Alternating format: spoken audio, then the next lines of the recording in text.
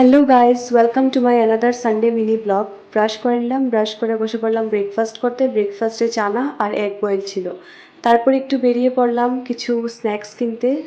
Snacks কিনে নিলাম, রুমে গিয়ে তোমাদেরকে দেখাবো কি কি কিনেছি। রুমে ফেরার পর এখানে দেখাচ্ছি, আর এখানে বিস্কিট ছিল, স্ন্যাকিস বিস্কিট। আর তারপর ছিল এখানে টমেটো ফ্লেভারের লেস।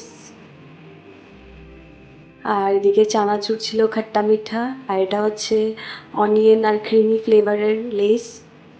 এইসব কিনে আনলাম আজ, কজ সন্ধেবেলা এসব খাওয়ার জন্য মানে এক্সট্রিম ক্রেভিংস হয়, তো ওই জন্য ঝটপট দেরি না করে নিয়ে এসে পড়লাম।